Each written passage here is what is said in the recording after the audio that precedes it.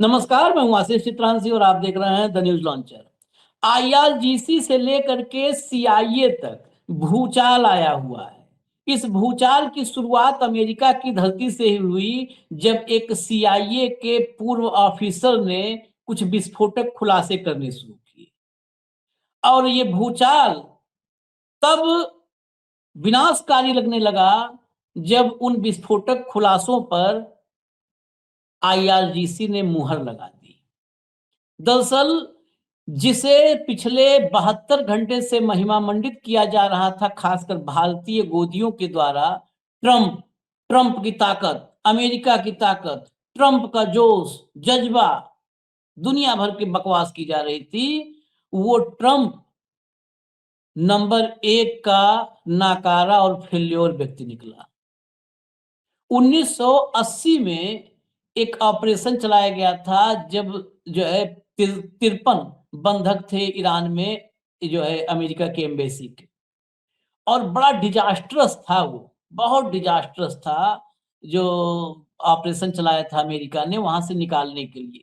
Claw claw तो वो operation जो फेल हुआ, उस पर उसी के बाद हालांकि अमेरिका में जो कमांड बना, एक ज्वाइंट कमांड बना इमरजेंसी ऑपरेशन के लिए, उसी के बाद बना। उससे बहुत कुछ सीखा अमेरिका ने।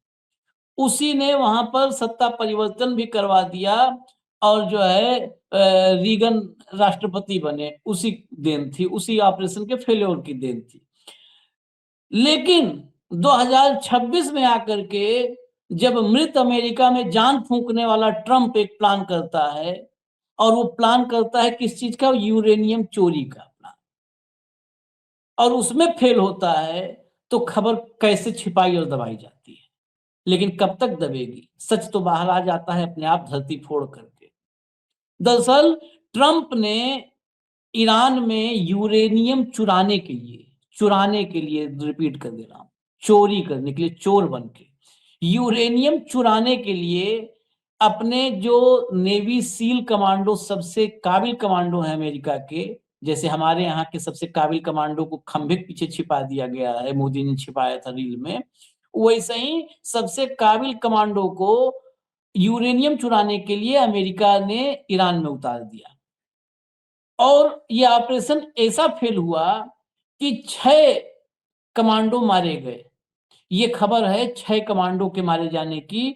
अमेरिका का विमान क्रैश हुआ और 6 कमांडो मारे गए। ये खबर अमेरिका से लेकर ईरान तक चर्चा में है। भाऊ को जरा ले आइए, मैं खबरें दिखा दूं और सुनवा भी देता हूं। स्वागत है भाऊ। हेडलाइन लाइए भैया, हेडलाइन लाइए। पायलट को बचाना था या यूरेनियम चुराना था? ईरान ने यूएस के रेस्क्यू ऑपरेशन पर उठा दिए सवाल। आगे चलिए। F-15 के पायलट का रेस्क्यू तो बहाना। ईरान में ये हरकत करने घुसी थी यूएस इजराइल की फौज। तेहरान का बड़ा दावा। तेहरान का दावा आया इससे पहले ही। बेसिकली सीआईए के ऑफिसर ने, एक्स ऑफिसर ने जो है इस पर इसका खुलासा किया था। जरा खबर के भीतर चलते हैं, फिर मैं सुनवा भी दूंगा आपको खबर के भीतर। और सबसे बड़ी बात है, हमने इस पर कार्यक्रम कल किया था। सबसे पहले कार्यक्रम तो कोशिश करते हैं हम ही लाएं, लेकिन तब आईआरजीसी ने कंफर्म नहीं किया था, आईआरजीसी ने इस पर बात नहीं की थी, पहली चीज। और दूसरी जो हमने कल किया था, तब 6 लोगों के मारे जाने की बात नहीं थी कि 6 मारे गए। ईरानी विदेश मंत्रालय के प्रवक्ता इस्माइल बघाई ने सोमवार को ईरानी टेलीविजन चैनल एसएनएन पर प्रसारित एक कार्यक्रम में, एक बयान में कहा कि इस तथ्य को नजरअंदाज नहीं किया जा सकता कि यह संवर्धित यूरेनियम चुराने के इरादे से की गई छल कपट से भरी चाल हो सकती है।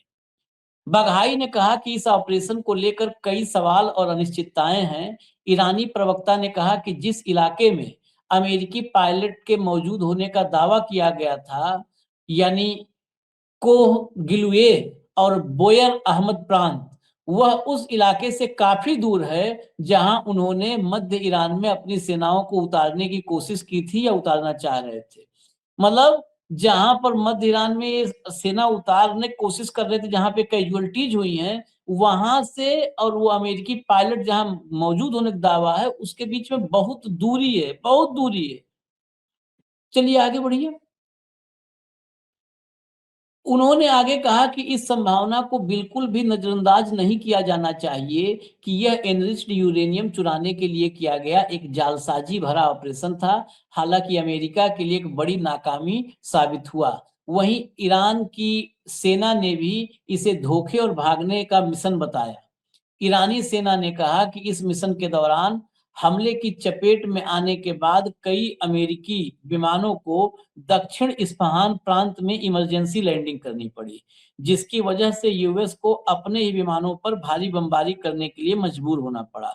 हालांकि अमेरिका का दावा है कि अमेरिका ने तकनीकी खराबी के कारण ऐसा किया, तकनीकी खराबी के बहाने के पीछे छिप रहा है। आगे चलिए, आगे चलिए।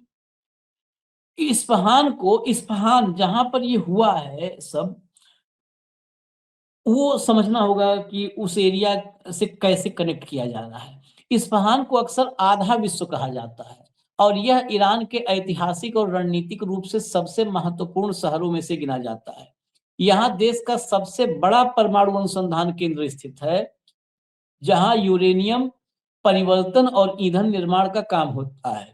ईरान का कहना है कि यह उसके नागरिक परमाणु कार्यक्रम के लिए है, जबकि अमेरिका और इजरायल का आरोप है कि इसका उपयोग परमाणु हथियार बनाने के लिए किया जा रहा है। इसके अलावा यह इलाका रक्षा उत्पादन का भी बड़ा केंद्र है और यहाँ एक प्रमुख वायुसेना अड्डा भी है, जहां ईरान के F-14 टॉमकैट लड़ाकू विमानों का बेड़ा तैनात है। अब इसके साथ ये भी ध्यान रखिएगा, हमने परमाणु सिटी की चर्चा की थी। एक परमाणु सिटी भी इस्फहान में बताई जाती है कि जो इस्फहान के नीचे है। अब जरा मैं अब ईरान के ऑफिशियल, ये तो खबरें थी, ईरान का जो ऑफिशियल ब्रॉडकास्ट है उसने क्या किया है फिर आगे लिखा है, वो ले आइए, ट्वीट लाइए, जरा ट्वीट लाइए पहले, फिर विजुअल देखिए। ये लैरी जॉनसन है, फॉर्मर CIA ऑफिसर। उन्हीं का वीडियो भी अभी हम सुनवाते हैं आपको। उनका कहना है कि एट लीस्ट, ये कम से कम है, आप वीडियो सुनेंगे तो वो 12 तक भी अनुमान लगा रहे हैं, आशंका जता रहे हैं। At least 6 US military personnel were killed when a C-130 crashed in Iran.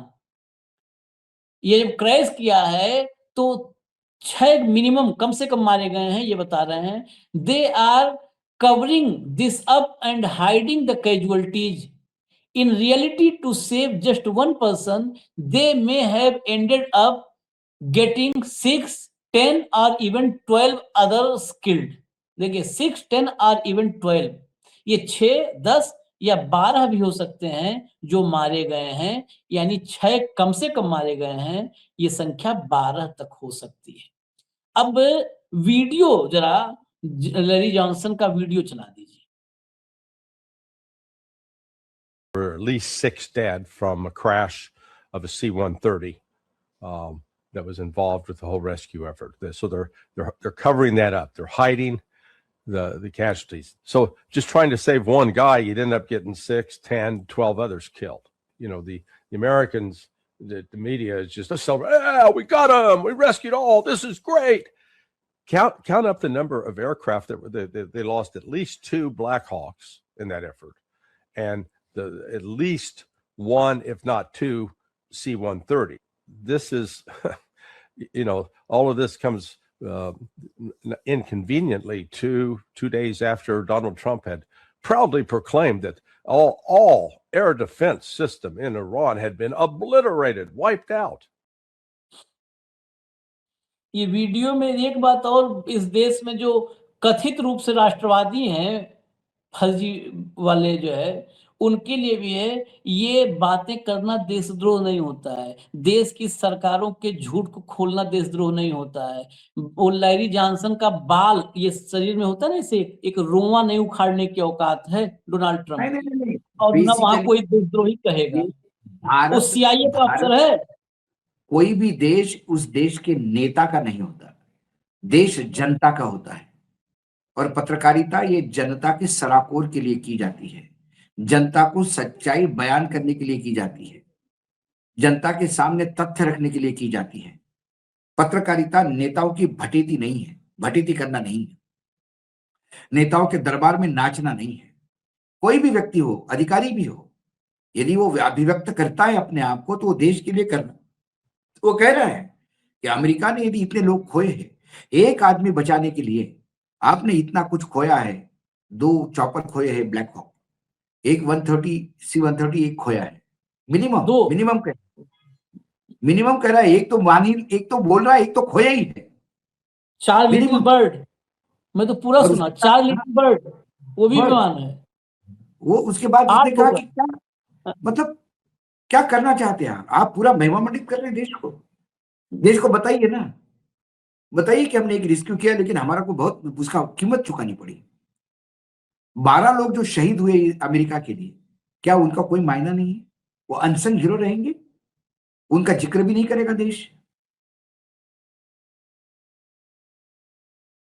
वो किसके लिए गए? वो अमेरिकन नागरिक थे, अमेरिकन लड़वैये थे, अमेरिकन सैनिक थे, किसी पागल के आदेश पे गए और अपनी जान हथेली पे लेके गए और शहादत दी। क्या उस शहादत को आप थोड़ी भी इज्जत देना नहीं चाहते? आप उसको रिकॉर्ड पे नहीं ले रहे?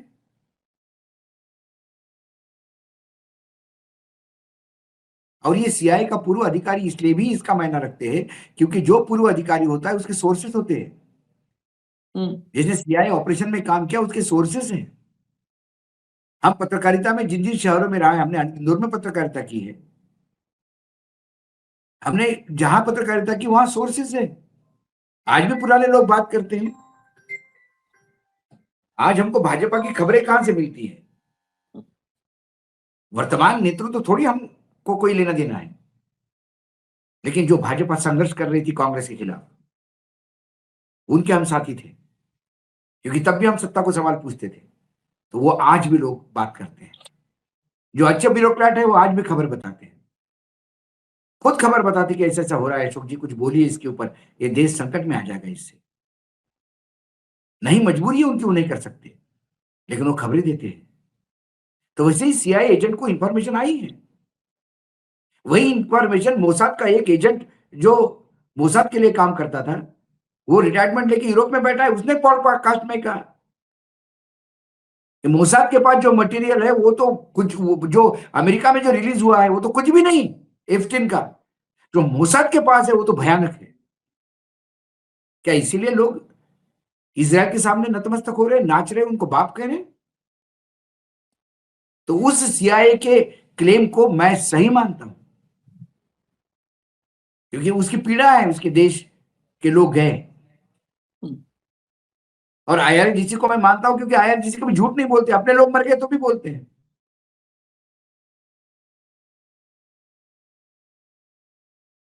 और जो न्यूयॉर्क टाइम्स ने कहा था कि इन्होंने अपने ही विमानों को बॉम्ब से उड़ाया, क्योंकि हिट होने के बाद वो लैंड हुए इमरजेंसी में, और उस एयरपोर्ट पे लैंड हो गए जो एयरपोर्ट डिफंक्शन था।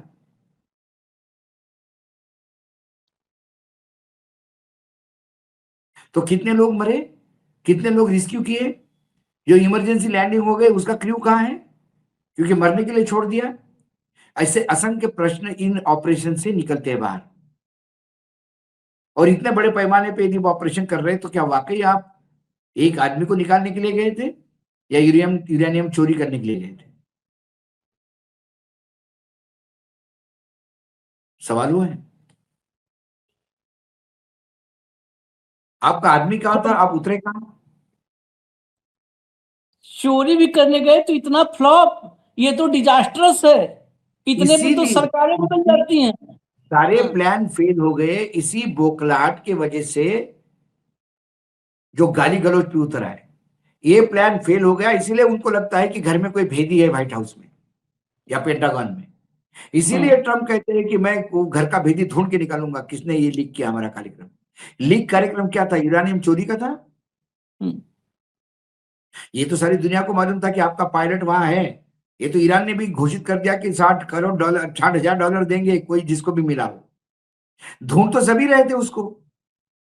तो आप जो ढूंढने का प्लान कर रहे थे वो कोई सीक्रेट प्लान तो था नहीं, सबको मालूम था अमेरिका अपने पायलट को रेस्क्यू करने जाएगा। लेकिन पायलट रेस्क्यू के नाम पे क्या कोई दूसरा खेल हो रहा था? सवाल तो उठता है, पायलट कहाँ उतरे, कहाँ लोग, कहाँ कितने गए? और मैंने आपको तब भी कहा था आशीष जी, पिछले कार्यक्रमों में भी मैं कहा था कि आपका चाहे मिसाइल सिटी हो, चाहे यूरेनियम रिसर्च की सिटी हो या एटॉमिक सिटी हो, इन तमाम शहरों पे आप मिसाइल से नहीं डैमेज कर सकते, आप ड्रोन से नहीं डैमेज कर सकते, आपको ग्राउंड ट्रूप ही उतारना पड़ेगा और प्रॉपर एंट्री से ही घुसना पड़ेगा। तो क्या उस यूरेनियम संवर्धन प्लांट पे प्रॉपर तरीके से रेगुलर रूट से उतर के घुसने का प्रयास था? तो ये बहुत ही मूर्खतापूर्ण ली हुई डिसीजन था। क्या उनको क्या लगता है कि जहां यूरेनियम का संवर्धन हो रहा है वो सिटी भगवान भरोसे छोड़ देंगे, वहां डिफेंस सिस्टम नहीं होगा? इसलिए इतना बड़ा लॉस हुआ अमेरिका को।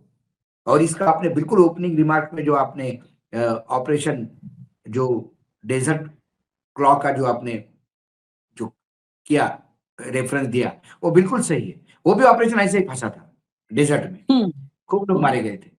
लेकिन तब तब के जो व्हाइट हाउस में लोग थे, उनको सेंस ऑफ रिस्पॉन्सिबिलिटी था, वो झूठ नहीं बोलते थे। उन्होंने कहा कि yes it has been failed badly, और वो पॉलिटिकल जब खत्म हो गई, सरकार बदल गई वहां की। ऑपरेशन जब प्लान हुआ भाऊ, तो उस ऑपरेशन के कामयाबी पर इतना संदेह था कि विदेश मंत्री ने इस्तीफा दे दिया, जो उस समय का मार्को रूबियो था, विदेश मंत्री ने इस्तीफा दे दिया था। पहले ही सोचिए, पहले इस्तीफा दे दिया था, पहले इस्तीफा, फिर ऑपरेशन हुआ और ऑपरेशन फेल हो गया। उसके बाद चुनाव हुआ, तो चुनाव में सत्ता उखड़ गई, रोनाल्ड रीगन की सरकार आई। उसमें भी अच्छा, ये जो C-130 है, ये चर्चा उस ऑपरेशन में भी मिलेगी। C-130 कॉमन है, और चॉपर भी, चॉपर भी, हेलीकॉप्टर, चॉपर हेलीकॉप्टर, हाँ, उन्हीं में टक्कर हो गया, हेलीकॉप्टर गया, C-130 ही ठोक दिया, आपस में नाइट झगड़ा हो गया, नाइट झगड़ा ऑपरेशन था, नाइट ऑपरेशन था। उसको लिपापोती करने का मतलब ये कहा गया कि भाई डेजर्ट स्टॉर्म आया इसलिए हुआ वैसा, लेकिन that was total failure. Desert में जा रहे हो तो डेजर्ट स्टॉर्म की तो परिभाषित आपको करना होगा, वो तो अच्छा उस एरिया का सारा क्लाइमेट आपको पता था। तो एक दुस्साहस किया, बुरी तरह से फेल हो गया, सरकार बदली, क्योंकि अमेरिका अपने यहां शहादत नहीं चाहती, चाहे कुछ भी हो जाए। वो तो अमेरिका अपने लोगों को छुड़वाने गई थी, यहां अमेरिका तो इजराइल के लिए लड़ रही है, ये शहादत इजराइल के लिए दी जा रही है। इसलिए इसको झूठ और उसके कि जीत गए जीत गए जीत गए जीत गए। मैंने कहा ना कि ये पूरा युद्ध भी छोड़ के जाएगा तो डंका ही पीटते हुए जाएगा, जीत गए जीत गए जीत गए। क्या जीत गए? बस जीत गए। ईरान मान गया, मान गया, क्या मान गया? नहीं, मान गया। और आप कहोगे तो ईरान ने तो अभी वहां $20 मिलियन लेना शुरू कर दिए। नहीं, वो हमने एक्सेप्ट कर लिया था उसका, हमने बोल दिया था चलो बिल्कुल पैसा नहीं उनके पास, अभी लेने दो, थोड़ा डीप बिल्ड करने दो, मानवीय अधिकार से हमने बोला कि ले लो। ये अपनी हार को भी जीत बताएगा, जिसका फोटोकॉपी हमारे यहाँ भी है, छोटा कार्बन कॉपी। हाँ, रोड शो निकाल देता है, रोड शो निकाल देता है, वो हारने तो तुरंत रोड शो निकाल देता है। मुझे वो याद है कुछ आशीष, मुझे याद है एक हास्यास्पद स्टेटमेंट, अभी ये याद आया तो मैं बता रहा हूँ। इलेक्शंस हुए लोकसभा के गुजरात में, साथ में विधानसभा के बाई इलेक्शन हुए। लोकसभा में तो बीजेपी जीत गई, लेकिन विधानसभा में बीजेपी के लोग हार गए वहां पे। तो उसको महिमा मंडित कैसा किया प्रधानमंत्री जी ने? उन्हें उदाहरण के तौर पे दिया, बोला जब हमारे घर में दूध देने आता ना सुबह आदमी, तो 1 लीटर दूध लेती है अपनी महिला, फिर बोलती थोड़ा सा और डाल, तो भी दूध वाला हंसते हुए थोड़ा सा उस माप से निकाल के थोड़ा सा और दूध डालता है उसमें। तो बोले वैसे ही हमने किया, जब गुजरात ने हमको सारी लोकसभा सीट दी तो थोड़ा बहुत कुछ देना था, थोड़ा ऊपर से जो डालते हैं वो हमने कांग्रेस को दे दिया, जाओ तुम बाई इलेक्शन ले लो। ये वक्तव्य उस आदमी का था जिसने केशुभाई पटेल सिर्फ एक बाई इलेक्शन हारने पर पूरा बीजेपी में हड़दंग मचवा दिया था कि गई बीजेपी, और मुख्यमंत्री बन के गया था।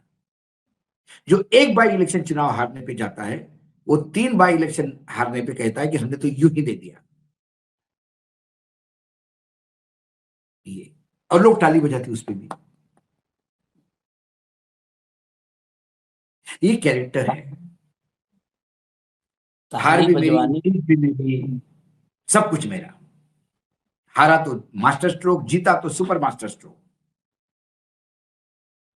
और ऐसा ही ये तो अभी और कैजुअलिटीज इस युद्ध में, एंड में, इस युद्ध के खत्म होने के बाद अथाह कैजुअलिटीज मिलेगी आपको अमेरिका की।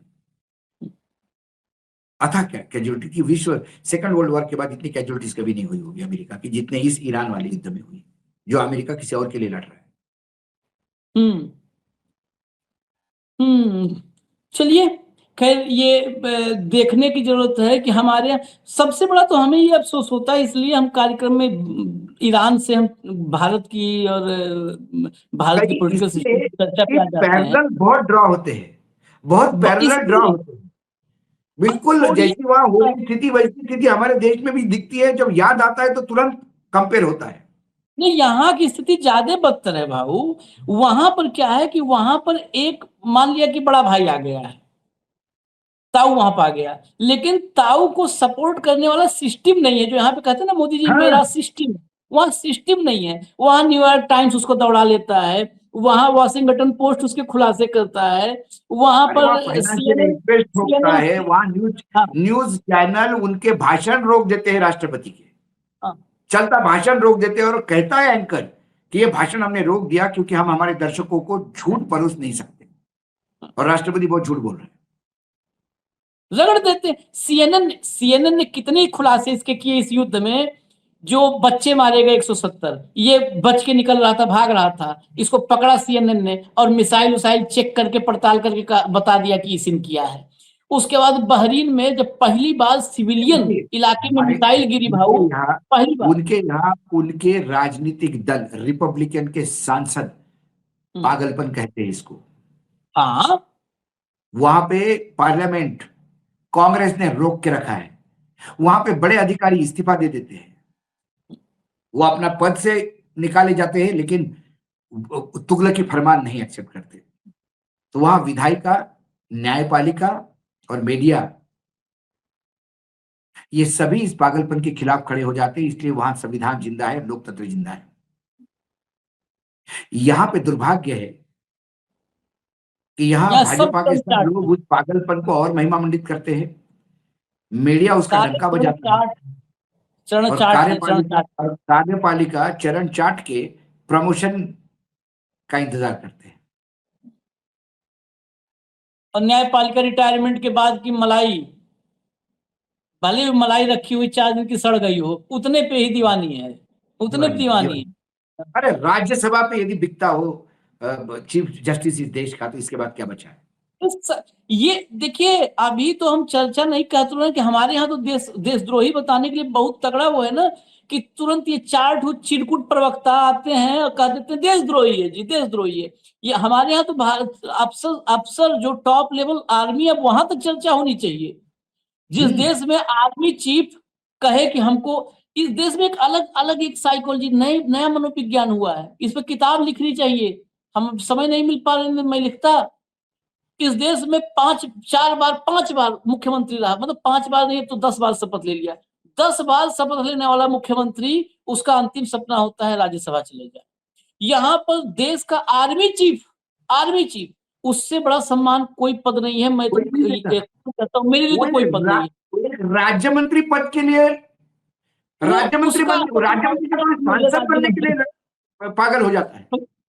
उसे राज्य मंत्री, न्याय देवता, हमारे यहाँ 3 विंग जो है उसमें देवता एक ही को कहा जाता है, न्याय देवता। चीफ जस्टिस राज्यसभा जाने के लिए और गवर्नर बनने के लिए लाल टपकाता है। 3 एग्जाम्पल खाली, सीजेआई राज्यसभा जाकर के मोक्ष प्राप्त किए, आर्मी चीफ राज्य मंत्री बन के मोक्ष प्राप्त किया, और 10 बार सीएम की शपथ लेने वाला नीतीश कुमार राज्यसभा जाकर के अपनी अंतिम इच्छा पूरी किया। यह इस देश के लोकतंत्र के खात्मे पर मुहर है। ISO 9001 2001 ओके, टेस्टेड, सर्टिफाइड, खत्म। इससे बड़ा नहीं एग्जाम्पल होगा। एक पूरे देश को शिकंजे में कस लेना, मुट्ठी में कैद कर लेना, ये कोई अपनी इच्छा से नहीं जा रहा है। ये सब के सब इनको घुमा दिया गया है, भाई चलो यही है तुम्हारे लिए, ये आ जाओ, यहाँ आ जाओ, बैठ जाओ। इजाजत दीजिए हमें फिलहाल, ये देखते हैं अभी तो युद्ध की स्थिति, युद्ध पर और अपडेट होगी जो लेकर के आएंगे। धन्यवाद भाऊ, बहुत बहुत धन्यवाद, नमस्कार।